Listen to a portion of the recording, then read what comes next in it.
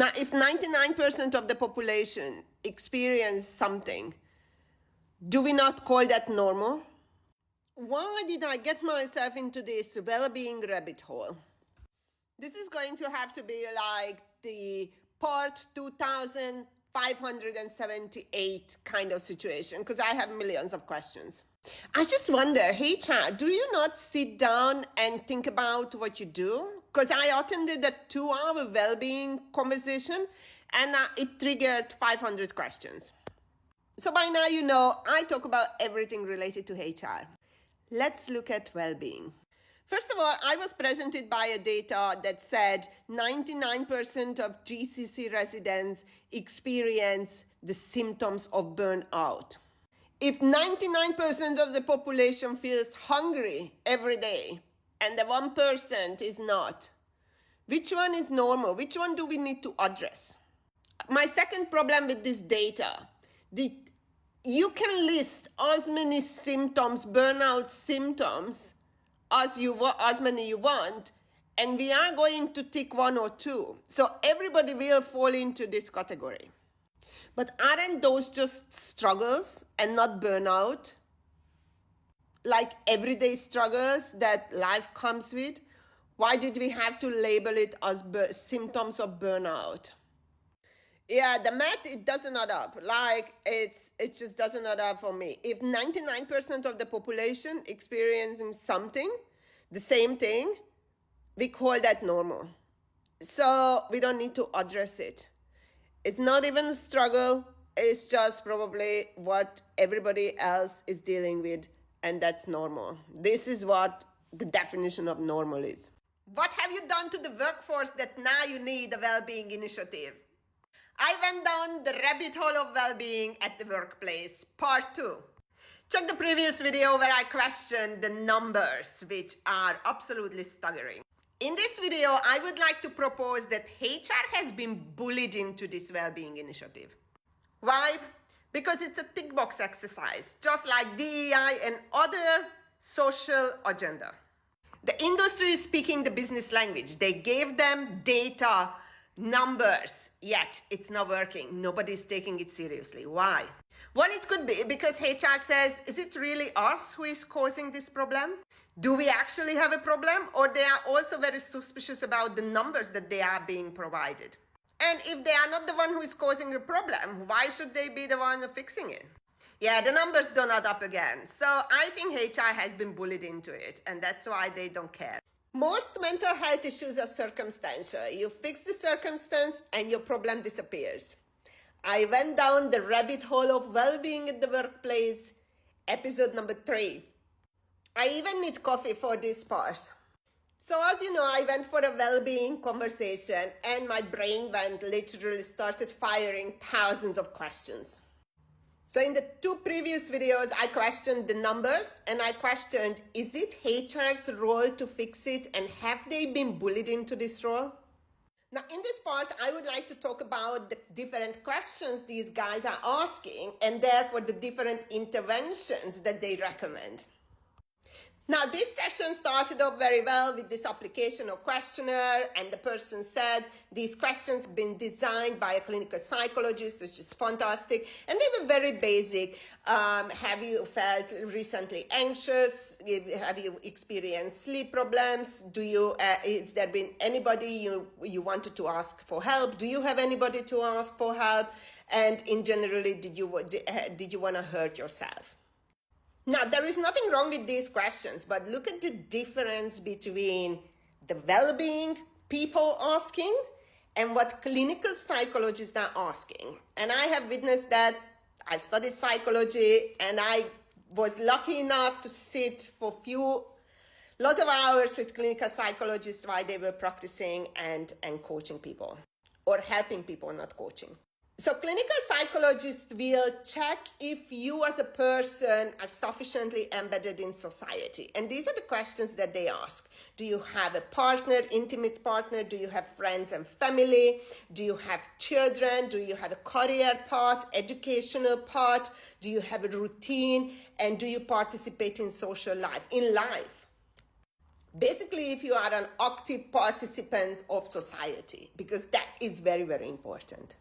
Now, can you see the difference between these questions? Clinical psychologists are looking at the circumstances of the person. These well-being gurus, they are looking at you and they are trying to get something out of you, which we can all provide, where you say, I'm struggling here. We will be struggling somewhere. That's 100%. So then they will tell you, oh, this is what you need. You need to go and see, and this is what the application said, you need to go and see a therapist. But clinical psychologists will tell you, you don't need a therapist. Go and fix those areas of your life. Have a partner, have family, have friends, participate in public life, have a routine, have a job, study something, have a goal. And once you fix those, and if you are still experiencing the symptoms that you are having today, then come back, because then we can start working with you. But 99% of the time, you address those, your mental health issues disappear. Why? Because those are circumstantial. And my problem with these two types of questions is that clinical psychologists know that the more you focus on yourself, self-centered behavior, self-absorbed behavior equals misery. And all of these questions were about the person. Focus you on yourself and see what happens. So yeah, rabbit hole number 3. I'm not happy with those ones. Don't focus on yourself. Look at your circumstances, because your circumstances are the one that are causing your problem. It's just like organizations. It's not the system most of the time, but the people who are making you unhappy.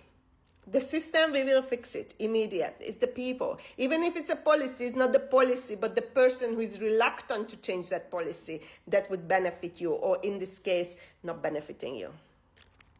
Wellbeing initiatives are always trying to fix the individual instead of the broken system to which individuals are responding to. I went down the rabbit hole of wellbeing initiatives at the workplace, and it is just a thing that keeps giving. In the first video, I looked at the numbers, which are absolutely ridiculous. In the second video, you can go back, I questioned whether HR has been bullied into these initiatives. In the third video, I looked at the questions these guys are asking versus what clinical psychologists are asking.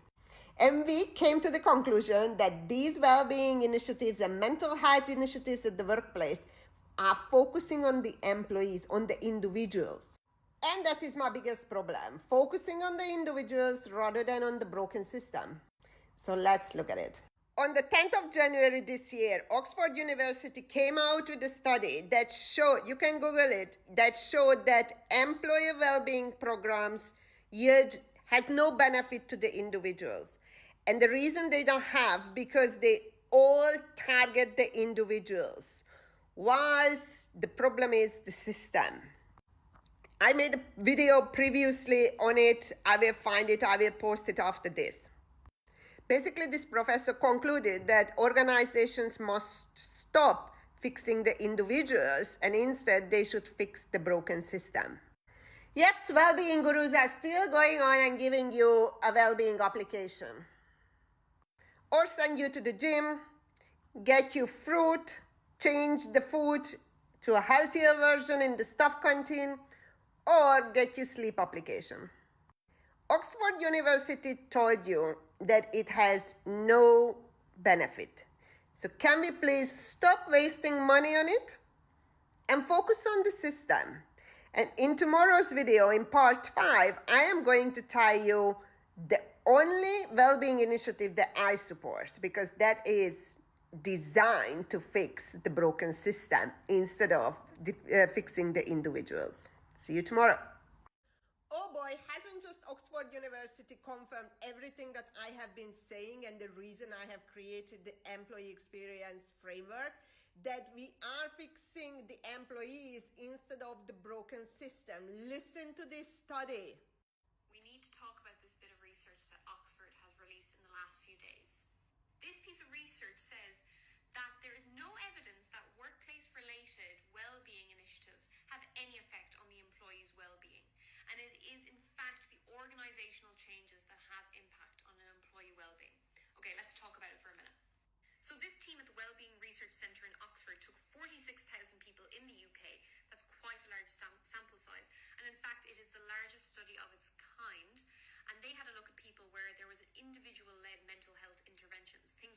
mindfulness, resilience, and stress management, or like certain classes, yoga, apps, anything like that that workplaces might bring in order to help improve employee well-being. And then they looked at another group of people and they wanted to see what about organizational changes and how do those impact people's well-being. And guess what they found? The organizational changes have an impact on the employee's well-being, and the individual interventions essentially don't. So all of that money that employers tend to spend on these well-being initiatives is just kind of not really going anywhere. What they should really be doing is making organizational changes in order to impact their employees' well-being. So these are things such as more flexibility, a little bit more clarity around people's roles, more job security, better resourcing, something like a 4-day week, for example. Things like that that are started with the organization itself as opposed to the individual. And I think the most important takeaway from this research is that the onus is on the employer, not the employee. And the head researcher, Dr. William Fleming, listen to this quote. He says, there is growing consensus that organizations have to change the workplace and not the worker. What do you think about this? Now, what is the takeaway from this study? The takeaway is that employers rather do the easy, convenient alternative, which is yoga session, training programs about stress management that are just a waste of money because they don't yield any result, then to invest their money, which they are very keen on asking what is the ROI. Well, for your yoga session, there is no ROI. But what you're going to get ROI for if you are investing your money in changing your structure, your policies, your procedures, your leadership style. Those are the stressors of employees. So you need to fix the stressor, not the one who is being stressed. Because this is what is going to yield ROI. So companies, organizations, leaders, CEOs, C-suite level executives, you have two choices. You want to waste your money, continue with the meditation up.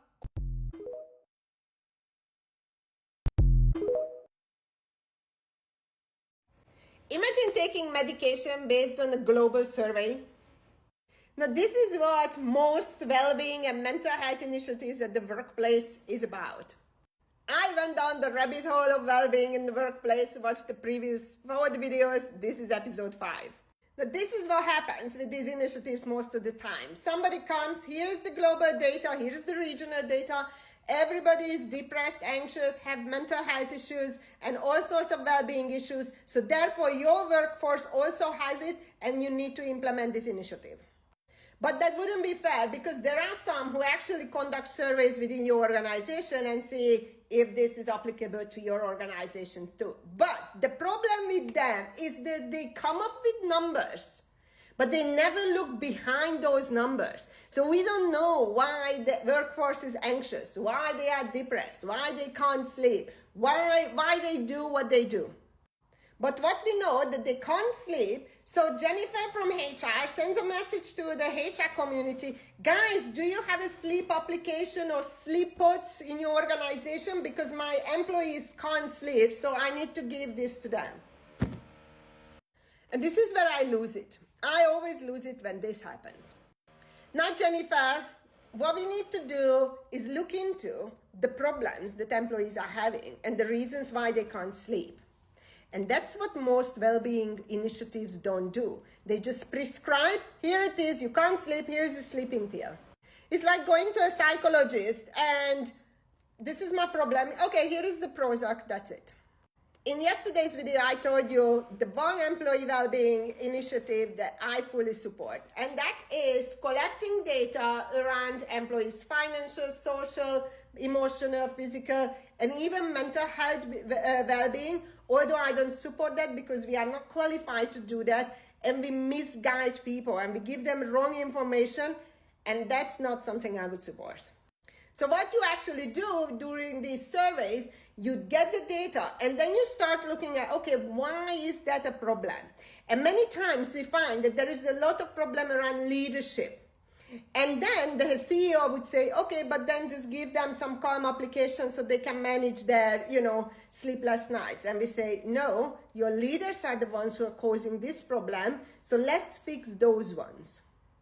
So going back to yesterday's videos, fixing the system, not the individual, because calm application is not going to solve the problem of poor leadership. And that's the well-being initiative I would support. Collect the data and address the system. Address what is causing the problem, not the problem. Don't just plaster over the cracks because you are not a nurse, okay? Be a doctor. Do you know what bothers me the most about the well-being and the mental health corporate guys? Is the cult-like behavior. I'm rabbit holing the well-being initiatives at the workplace, episode 6. This is how they react when you tell them that you are actually good or you score really low on their assessment. They tell you that you scored really low or you feel okay is because you don't know the symptoms of mental health issues, well-being issues, and burnout. Now, this is a legit story. This happened to me. But do you know what's the difference between that mental health expert and me? That I have a master's in psychology. So I think I would recognize if I had issues. So this cult-like behavior that if you are not with us in our circle, you are wrong and you are against us. They want to convince you that you have issues, you are stressed, you are close to burnout. Stop brainwashing people and believe them when they say they are okay. I'm rabbit holing the mental health and the well-being corporate narrative, and it just keeps getting worse. Episode 7, let's talk about competence and hypocrisy. Now for this episode, let's separate the two, mental health issues and well-being. And I'm going to prove it to you that you organizations are doing harm. Now when somebody is having a real mental health problem, if you allow anyone less than a person with the doctor in front of their name near your employees, you should be fired. There is no bloody way if I actually had a mental health issue, somebody with a crash course on mental health issues or mental health aid 3 days program, 4 days, 1 week would come near me, or I would allow anyone like that near my employees. Why? Because if they had a physical illness, I would take them to a real doctor and not to the charlatan on the corner. So hypocrisy number 1, if you really want to address mental health issues in the workplace, you would be hiring psychologists instead of giving people calm application and gym passes. Now let's go to the second side, the well-being. And it is fun because this week I got into a conversation with a well-being specialist.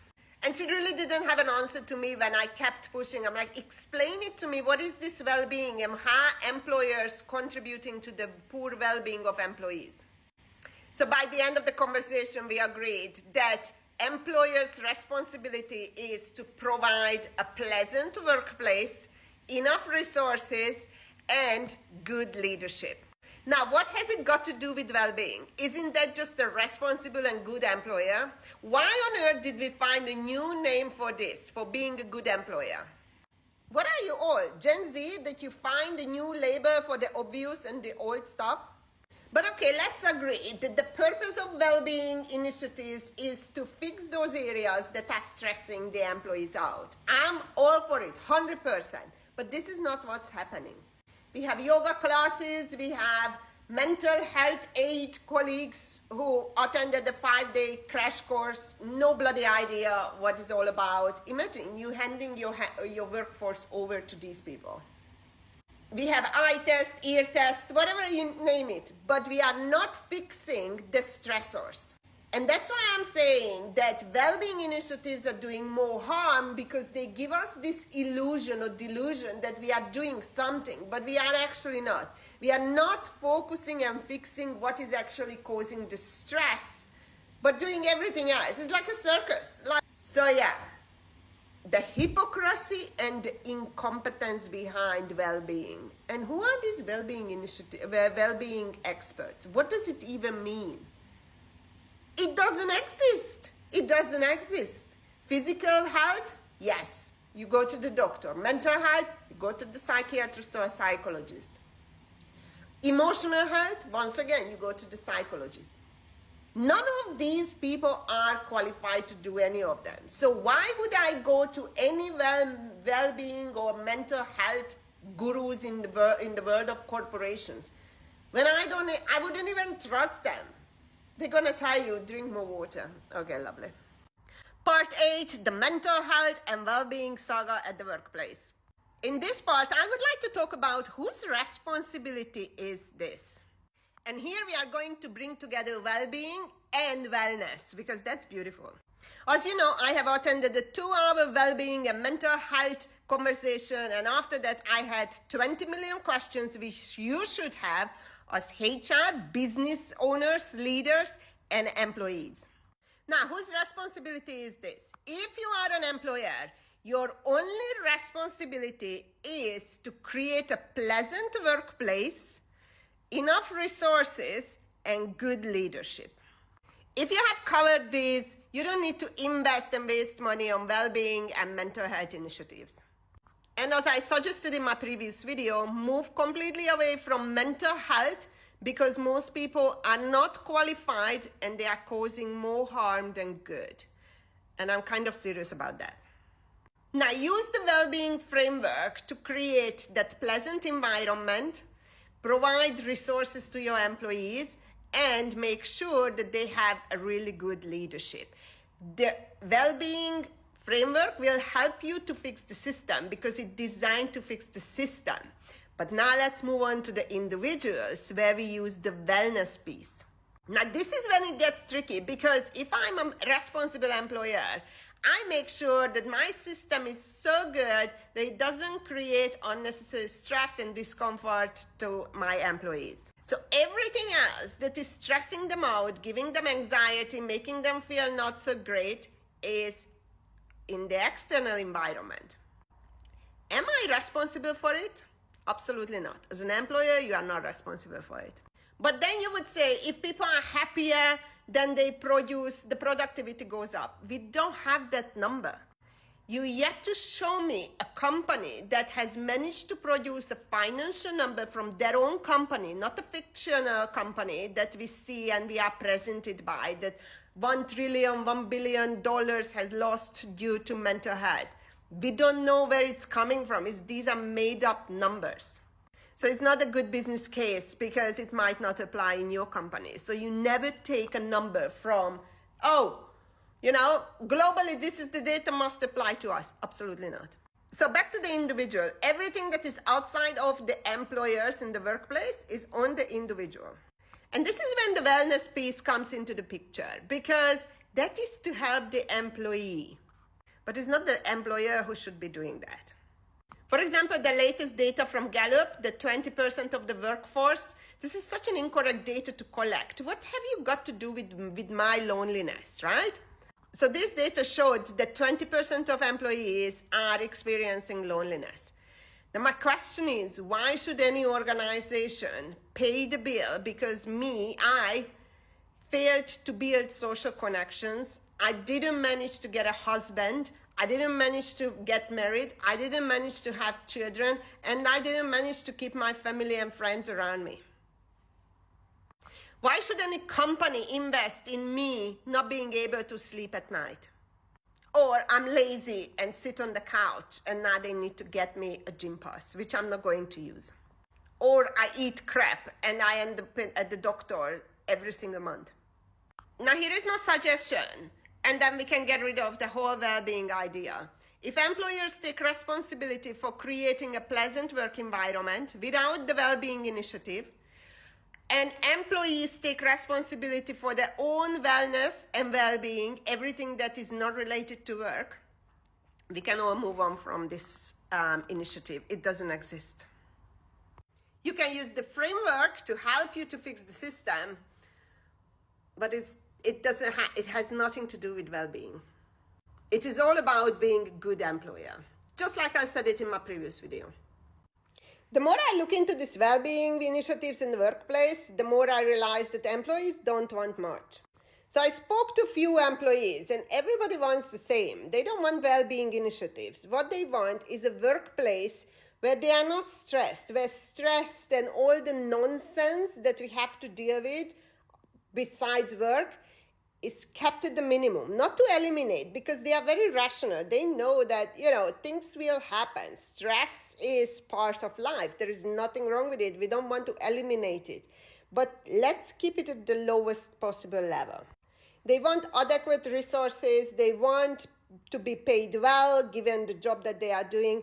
And they want good leadership that is clear in their communication, in their approach, in their way, in their direction, and they actually know what is expected of them. Now, is it really that difficult to deliver? We think mental health is mental. It's inside, it's subjective, right? And if you're healthy, it's because you're self-actualizing, right? And if you're unhappy, it's because the self isn't properly organized as an interior structure. But the problem with that is it's actually not true. And you can tell that's not true because you can't be happy in a miserable marriage. And the reason you can't be happy in a miserable marriage is because you're you, but you're also your married self. And then you're your married self plus your friendships and your business relationships and your ties to the broader community. And what psychological well-being is, it's not even the right term.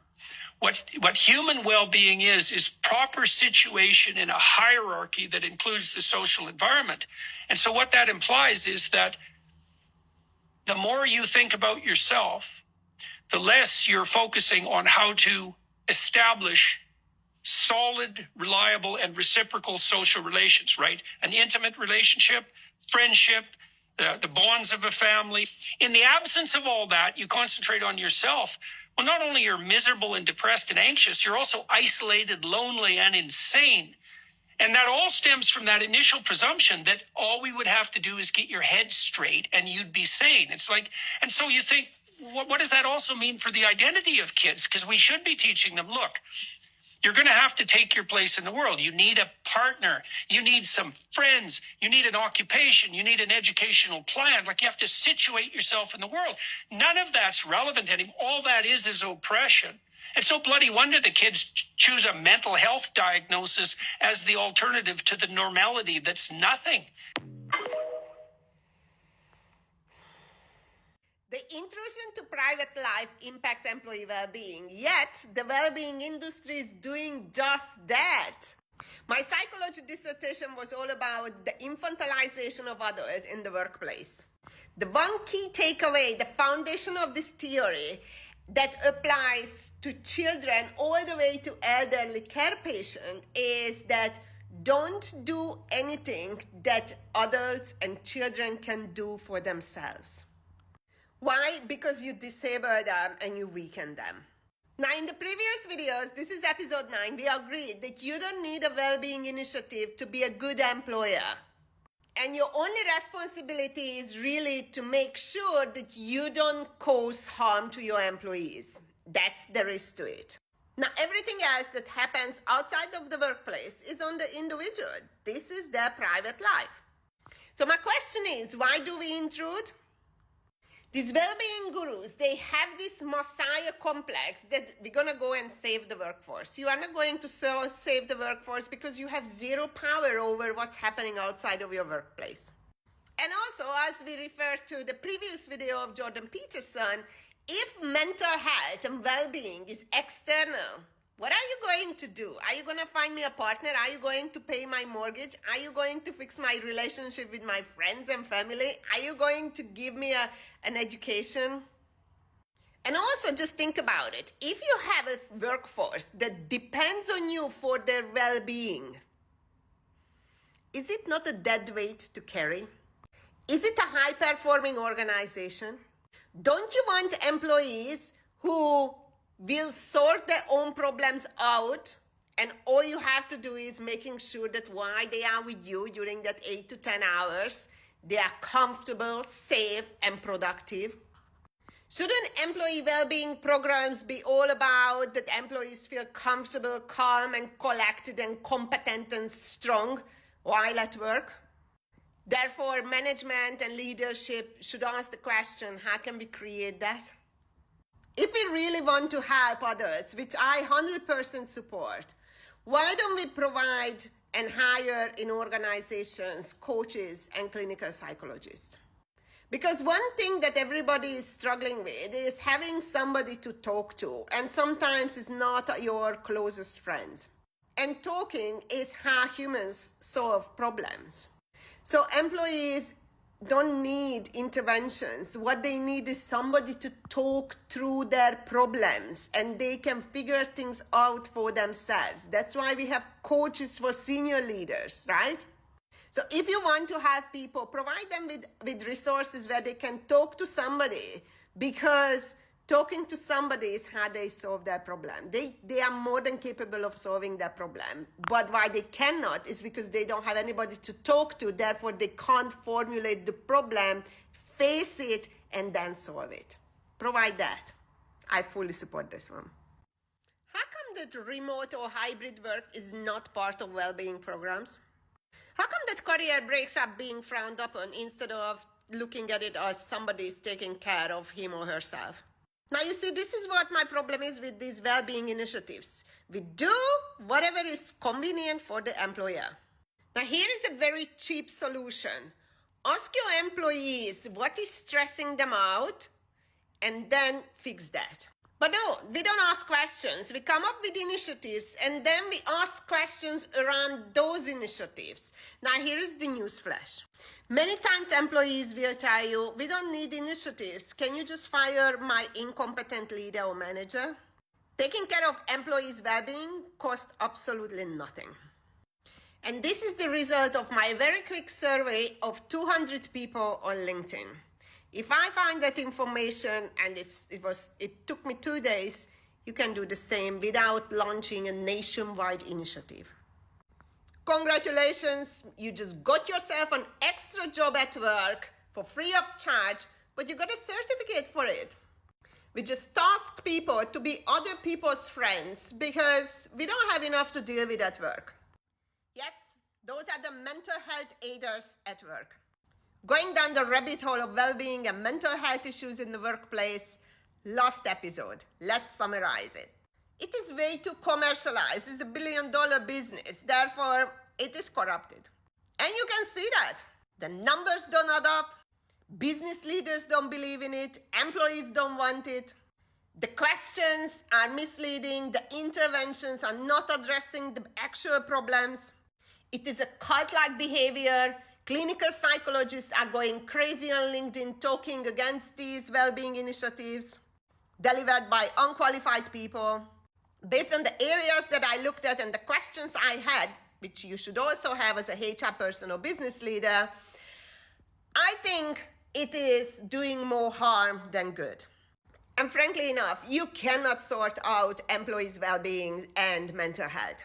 It is just way too complex, and addressing one or couple of areas, it's like dropping the ocean. Now, why would I, as an employer, invest in that when I know that there is no outcome? Why wouldn't I, as an employer, rather invest in creating a work environment that is not ruining my employees' well-being and mental health? But that's not the same as mental health initiatives and well-being initiatives. It is just being a good and responsible employer. Plus, this initiative is an extra task and burden on employees. Who are these geniuses who thought that adding extra to the workforce and the workload is going to help with well-being and mental health issues? Have these people actually read the statistics and the direct correlation between ADHD, ADD, all other mental health problems, suicide rate, and the use of mobile phones? Probably not, because then they wouldn't come up with a well-being application. What organizations need is to declutter, not to add to the madness that we are already having. So going back to the original question, what have you done to your workforce that now you need a well-being and a mental health initiative? If the answer is nothing, don't waste your money. And if you actually find an answer, go and fix that. And remember, you are only responsible for what's happening in the workplace, not with what's happening in employees' life outside of work. My conclusion is that the intentions are good, but the execution is really poor. As I always say, do whatever makes sense, not what everybody else is saying. and do whatever you want, but ask questions. Don't just blindly walk into things. And that's not only for the leaders and HR managers, but also for the employees.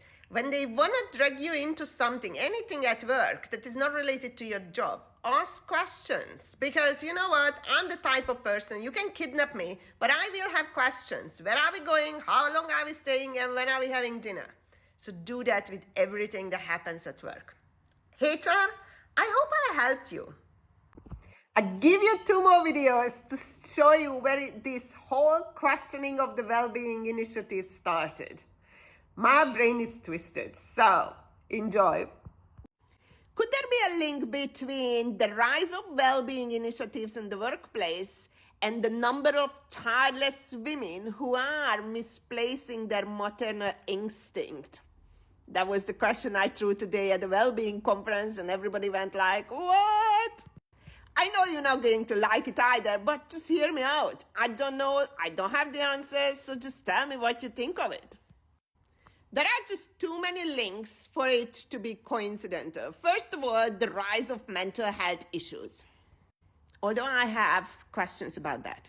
The disintegration of family structures and family units. And the number of childless women. And I would like to include men as well. So basically, it's misplacement of parental instinct. Whilst the decline of childbirth is mainly coming from the West, we have seen countries in Asia like South Korea and Japan has also significantly lower birth rate, which means they have increased number of women without children. Whilst well-being initiatives are coming from the West, what I have seen typically to Asian countries, South Korea and Japan, that this caretaking behavior that is driven by the maternal instinct is misplaced and directed towards pets. Because this is what women do. This is what we do naturally. We nurture and care and we look after. If we don't have anything or anyone to look after, we buy a plant and we look after the plant. So could it be that the rise of well-being initiatives are driven by childless women who are just misplacing and misdirecting their maternal instinct, and now they want to nurture and care for the workforce? Now add to it, not only childless, but single women. So now they don't even have children to look after and care for. They don't even have husband or partners to care and look after for. So what's left?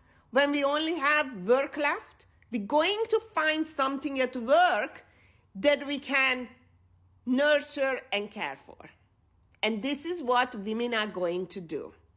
And I don't have the answer, but I find these links fascinating because women will always care and nurture. And when we don't have anything, we find a pet and we spend half of our salary on that pet.